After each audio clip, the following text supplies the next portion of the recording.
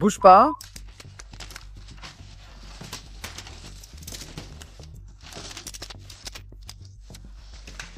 Mets ta main derrière ton dos maintenant. Une femme de près de 70 ans appelle la police contre elle-même. Mais il y a une raison. Avant de commencer, évidemment, vous savez de quoi nous voulons vous parler et vous savez que nous avons plusieurs questions à vous poser. Nous allons expliquer ce qui a conduit à cette arrestation et la peine qu'elle a encourue après ce crime choquant. Je sais que je vais aller en prison. Je n'y peux rien. Car je ne voulais pas son argent. Voici Inside the Crime, présenté par Law and Crime. Je suis Elisabeth Milner. Nous sommes dans le Michigan pour cette affaire. Comme je l'ai mentionné, cette femme a appelé le 911 elle-même. Lorsque les policiers et les adjoints sont arrivés, ils n'ont pas pu la trouver. Lorsqu'ils l'ont enfin trouvée, elle était juste à côté du corps de son mari. C'était censé durer pour toujours, 48 ans. Betsy McIntyre, âgée de 69 ans, était censée passer le reste de sa vie dans le bonheur de la retraite, mais cela ne s'est pas produit. Et pour comprendre pourquoi, nous devons revenir au 11 mai de cette année.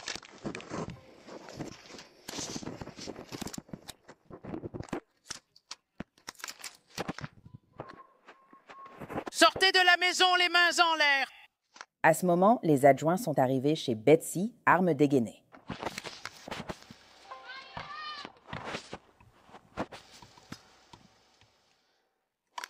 Sortez de la maison, les mains en l'air!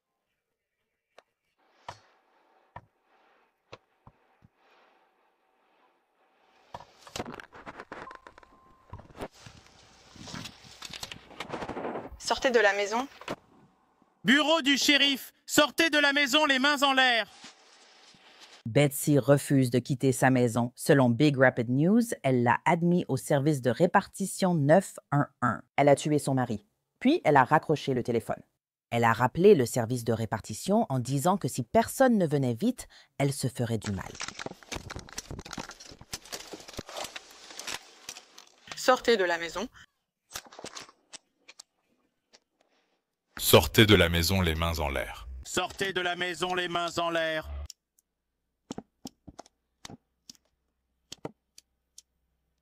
Sortez de la maison. Sortez de la maison! Levez les mains!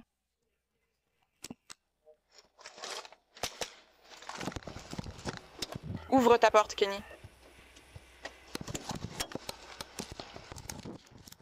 Sors de la maison. Bureau du shérif, sors de la maison, les mains en l'air!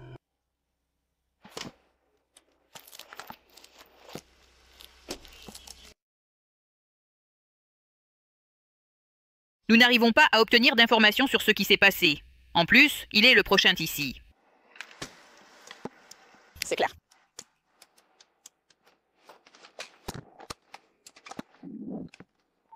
Dis-lui d'avancer. Sortez de la maison, les mains en l'air. Police!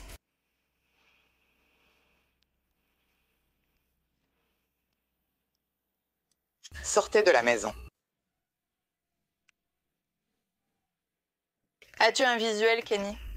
D'accord, moi non plus. Sors de la maison.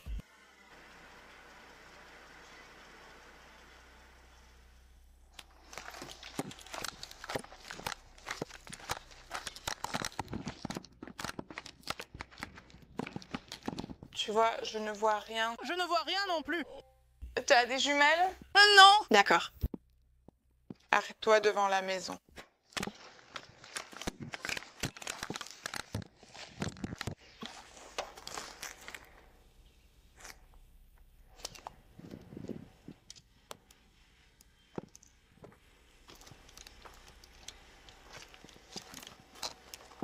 Tu lui as dit de sortir?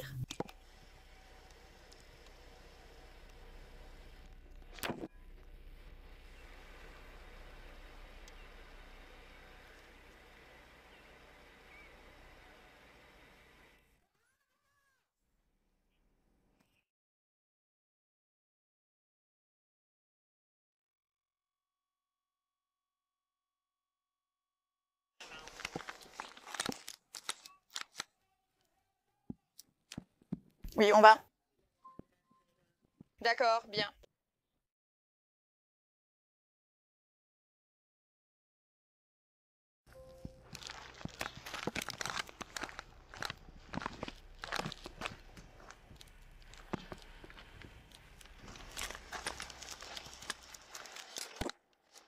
Sors de la maison.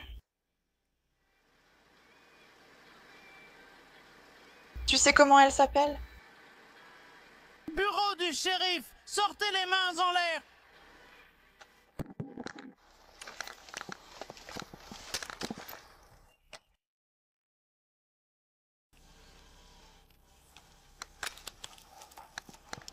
Ouais, c'est clair. Sortez de la maison.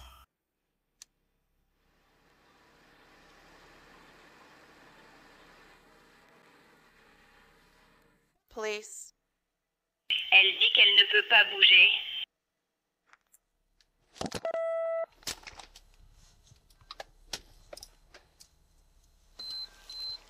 C'est clair, vous nous entendez? Je ne vous entends pas au téléphone, non. C'est clair. Où est-elle dans la maison?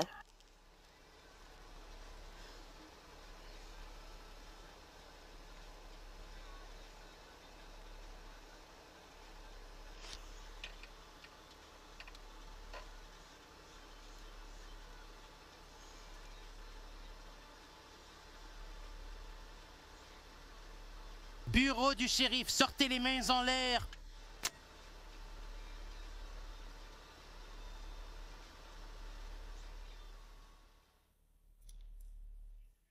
Elle affirme maintenant ne pas être dans la maison mais derrière, dans la remise.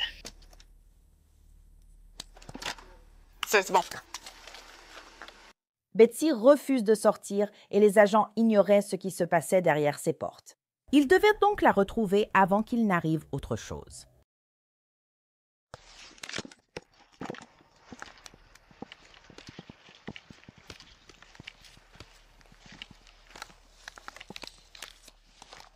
Oui. D'accord, moi non plus. Oui, attends, je vais... Regarde là-bas. Le quoi? Il y a un cabanon ici. Quoi? Il y a un cabanon juste là. Ah, d'accord. C'est clair. Attends, je vais vérifier ça. Oui.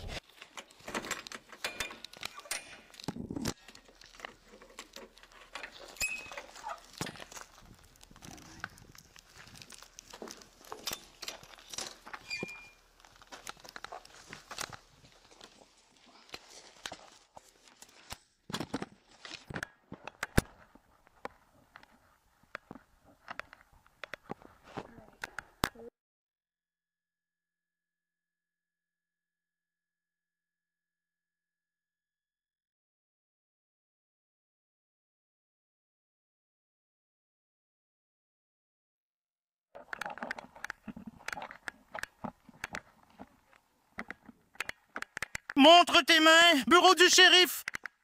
Les mains? Montre-moi tes mains. Les mains en l'air. Montre-moi tes mains. Viens ici. Tu dois venir ici à pied. Rampe, fais-le maintenant. Fais-le maintenant. Rampe jusqu'à nous. Fais-le. Rampe jusqu'à nous maintenant. Fais-le maintenant.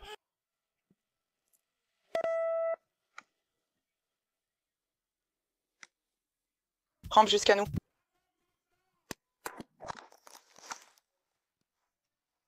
Tu vas bien. Rampe, fais-le maintenant. Ah ouais, c'est le couteau. Où est le couteau? Où est le couteau? D'accord, tu dois ramper. Utilise tes mains et rampe. Fais-le maintenant. Fais-le maintenant.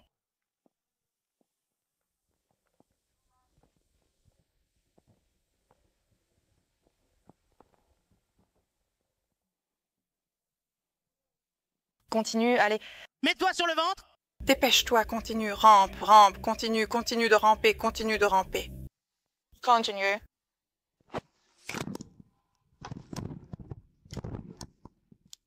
T'en aller. bras. T'en as les bras maintenant? Tu veux venir ou tu veux faire quoi? Sous cet angle, tu ne vois rien. Mais près de Betsy gisait le corps de son mari dans une mare de sang. Bouge pas, bordel!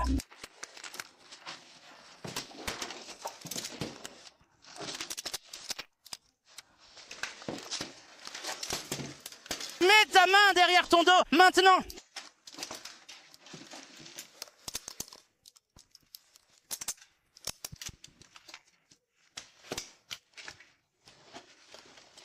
S'il vous plaît, je vous en prie. Tu dois t'asseoir sur tes fesses.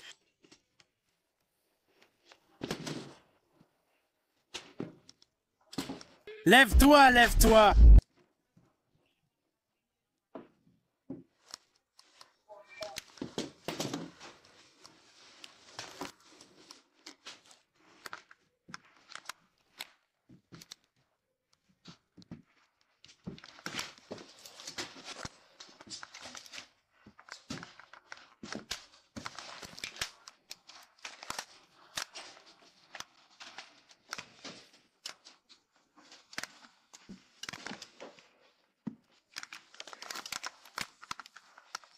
Tu as quelque chose sur toi?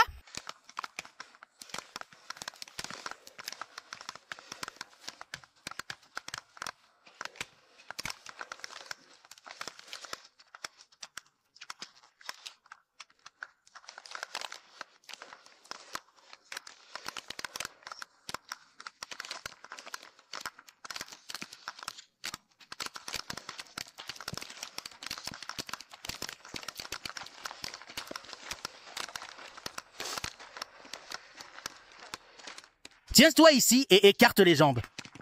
Écarte les jambes! As-tu mal ailleurs qu'au poignet?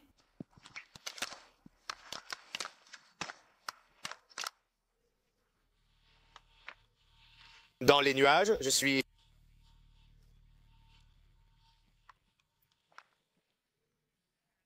Y a-t-il quelqu'un d'autre ici avec toi?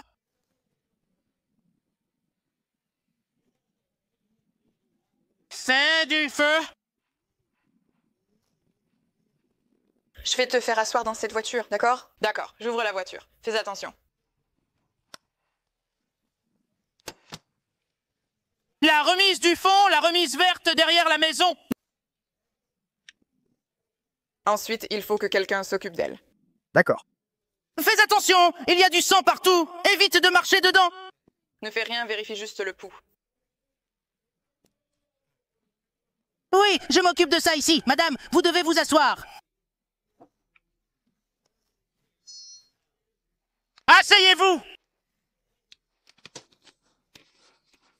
Ça me fait mal au poignet. Restez juste comme ça, exactement comme ça. Le lendemain, Betsy a été amenée pour un interrogatoire, semblant même bouleversée avant qu'on ne lui pose la moindre question.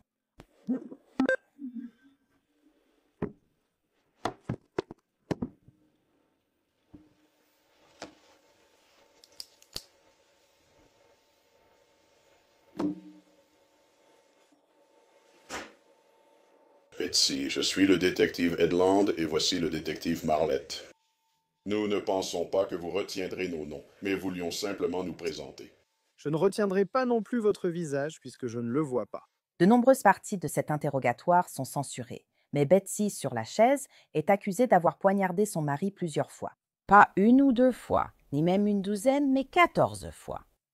Mais c'était la dernière fois que je suis allé chez le médecin, il y a 1 mois. Ça change. Ouais. Très bien. Bon, avant de commencer, évidemment, vous savez de quoi nous voulons vous parler et vous savez que nous avons plusieurs questions à vous poser. Mais avant de commencer, je dois vous informer de vos droits, d'accord? Ce sont ceux que vous voyez dans les films de flics, d'accord? Vous pouvez garder le silence. Tout ce que vous direz pourra être utilisé contre vous au tribunal. Vous avez le droit de parler à un avocat et de l'avoir présent pendant que vous êtes interrogé. Si vous n'avez pas les moyens d'engager un avocat vous sera commis d'office avant tout interrogatoire si vous le souhaitez. Vous pouvez décider à tout moment d'exercer ces droits et de ne répondre à aucune question ni de faire aucune déclaration. Vous pouvez également décider de répondre à une question et dire que vous ne souhaitez pas répondre à l'autre. D'accord. Comprenez-vous les droits que je viens de vous lire? Oui. Très bien. En gardant vos droits à l'esprit, souhaitez-vous me parler et répondre à quelques questions? Non, je veux parler à mon avocat spécialisé en divorce. D'accord. Savez-vous comment le ou la contacter? C'est une femme. D'accord. Lieberman ou un nom similaire, elle est présente au tribunal, du moins d'habitude. Je ne sais pas. Où est son bureau? Elle est à Ludington, je ne peux pas. Son nom est dans mon téléphone, je ne peux pas. Me souvenir de son visage à cause de cette maladie, ça... D'accord. Tu as dit Lieberman? Oui, je crois. D'accord. Cherche simplement des avocats Google à Ludington. Advocates. D'accord? Je divorçais simplement parce que je ne voulais pas son argent. Qu'est-ce que tu as dit, chérie?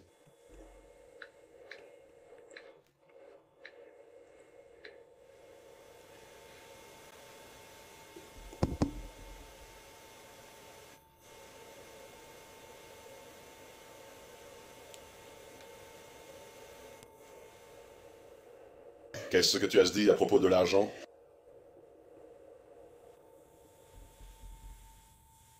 Je ne le trouve pas. Je n'ai pas de petit verre ici, donc je ne peux pas le faire pour toi. T'as dit à Lovington, c'est bien ça? Oui, elle est en ville, dans une sorte de ruelle. Il y a un petit endroit. Ce n'est pas Becky Ladière, hein? Oui. Ladière? Ladière. C'est peut-être Becky, mais sa photo est là-bas. Elle a les cheveux foncés. Non, ce n'est pas Ladière.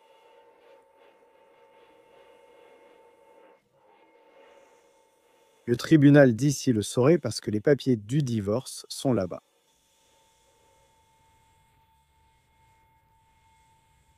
Je ne sais même pas ce qu'elle fait d'illégal. Il y a une Tracy Dang? Je crois que c'est Becky, mais je pensais que son nom était plus long que ça. Eh bien, ça commence par un M ou un L, donc ça me fait un peu me demander si c'est bien elle.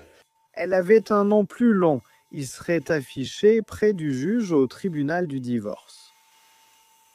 C'était censé être terminé ce mois-ci ou quelque chose comme ça. La finalisation de ton divorce. Tu peux voir ça? Si on dirait elle. D'accord. Juste la forme de son visage, c'est ça, et ses cheveux. Tu sais si elle fait du pénal? Je ne sais pas. Fais-le un peu plus grand, ce sera peut-être plus simple. Ne l'approche pas trop.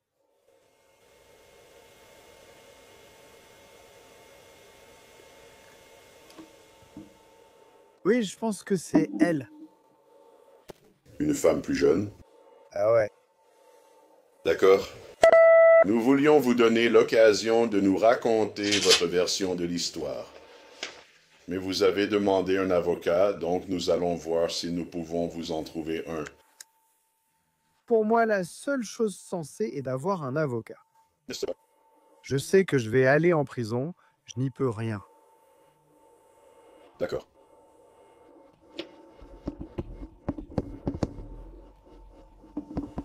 C'était censé durer pour toujours. 48 ans.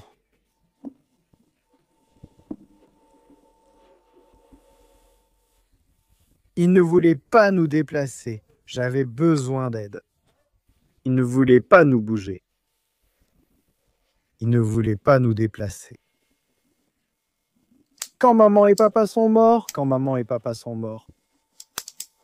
Calme-toi une seconde, j'ai une question à te poser. D'accord.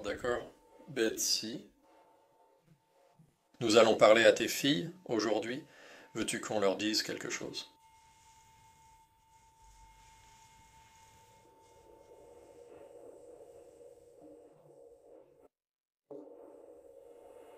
Combien d'enfants as-tu? 3. Et ils sont tous avec David? Non, Peux-tu? les filles sont avec David. 2 filles sont avec David. J'avais Nathan. avant que nous nous soyons mariés. D'accord. Est-ce que les filles sont en contact avec Nathan? Elle l'était. Je ne sais pas ce qui se passe, personne n'a rien fait, personne ne me dit rien. Nous allons te ramener parce que tu as demandé un avocat. Donc c'est terminé. Nous allons te ramener. Je veux juste que tu connaisses leur version selon moi. D'accord? Leur version de l'histoire. Leur histoire, mes enfants. Ouais. Les filles? Les filles aussi. D'accord. Y a-t-il d'autres membres de la famille que vous voudriez que nous contactions? Il n'y a personne. Il n'y a personne. Des sœurs, des frères ou... Mes frères, non. Ton frère? Mon demi-frère. Comment il s'appelle? Tu ne pourrais pas lui parler. Il a eu tant de...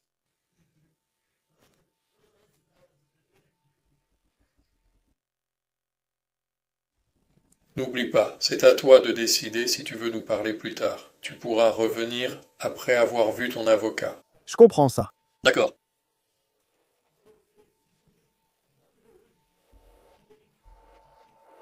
Ça n'a pas pu être chargé.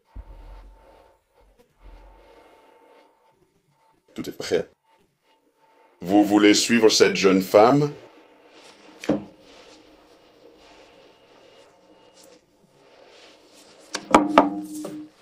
D'accord? Si vous renoncez à vos droits... Je n'ai pas ouvert ça.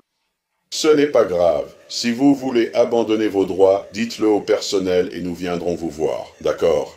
Je dois juste lui parler d'abord. Je ne sais pas quoi faire.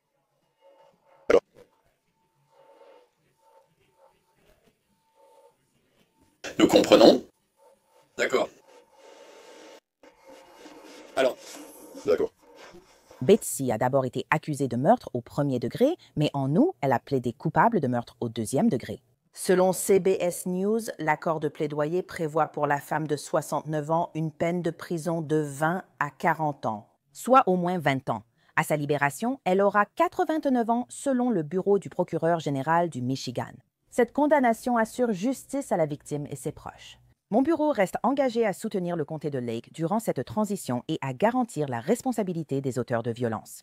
Le mois dernier, Betsy a été condamnée pour meurtre au second degré à 20 à 40 ans de prison. Les registres en ligne indiquent que Betsy McIntyre purge sa peine au centre correctionnel pour femmes de Huron Valley. La première fois qu'elle pourra comparaître devant une commission de libération conditionnelle sera en 2045 et sa date de libération maximale est fixée à mai 2065. Merci de nous avoir rejoints pour cet épisode. Je suis Elisabeth Milner sur Inside the Crime.